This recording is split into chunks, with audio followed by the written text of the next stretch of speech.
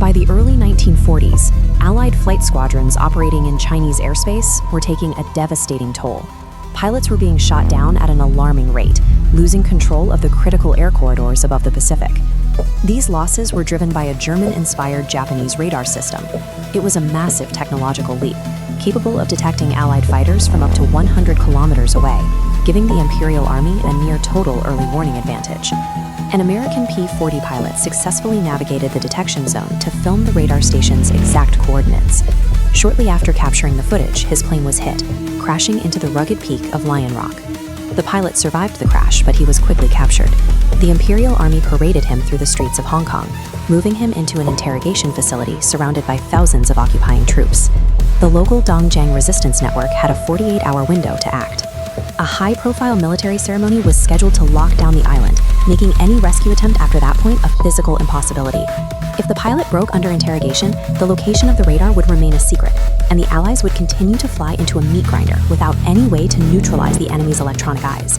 Extracting a prisoner from the Wanchai district meant operating inside a fortress. The district was a maze of deep concrete canyons and heavy foot traffic, allowing the occupying forces to maintain absolute control over every intersection. The rescue squad consisted of local athletes, orphans, and community leaders. They coordinated a distraction at a local bowling alley, using the sound of bowling balls crashing into pins to mask the jailbreak's initial sounds. The squad successfully hijacked a vessel to get the pilot out of the city center. However, the operation was loud and public, meaning every member of the rescue team was now a permanent target for the Imperial military. Moving the pilot into the open countryside didn't end the danger. It simply traded the urban fortress for a landscape where the team was exposed and hunted. The squad's original plan was to flee directly to the coast, but the pilot revealed a critical complication. The radar coordinates were still inside the 16mm gun camera located within the plane's wreckage. This Freya-style radar station acted as a shield.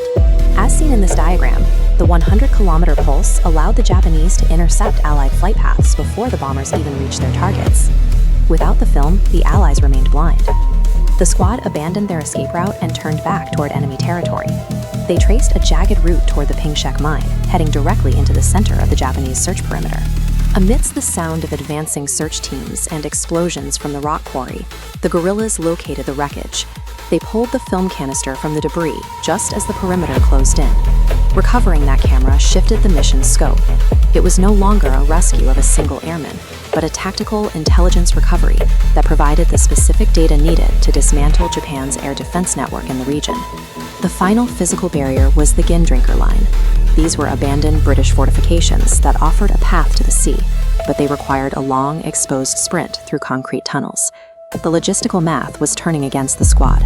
Japanese infantry and light armor were gaining ground, with mechanized treads moving significantly faster than the guerrillas on foot. The resistance operated on a cultural philosophy regarding death. They believed a person's sacrifice could be as light as a feather or as heavy as Mount Tai. A fighter named Dan took the heavy path. He remained in the fortifications alone, racking the bolt of his rifle to hold the choke point. His goal was to delay the Japanese long enough for the film to reach the coast. This collective sacrifice was the core of the Dongjiang strategy. They prioritized the survival of the intelligence over the survival of the individual. The rescued pilot and the film reached the Allied Guilin base. The extraction was complete, and the filmed coordinates were sent to military intelligence for analysis.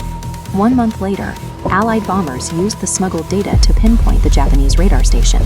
The facility was destroyed in a single coordinated strike. Destroying that array reopened the corridor. With the enemy radar blinded, the Flying Tigers reclaimed air superiority, allowing for unrestricted bombing runs against occupying forces. The Hong Kong Kowloon Brigade's impact was extensive. According to military records, this civilian network saved a total of 89 Allied personnel, including 8 American pilots, from deep inside occupied territory. The success of the Pacific Air War was built on these hyper-local acts of resistance. Ordinary civilians carried the heavy weight of the mission, proving that global strategy often depends on the courage of those whose names never make it onto the official maps.